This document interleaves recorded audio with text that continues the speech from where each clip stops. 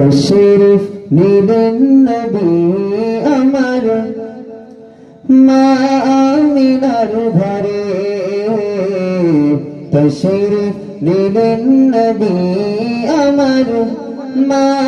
আমিনার ঘরে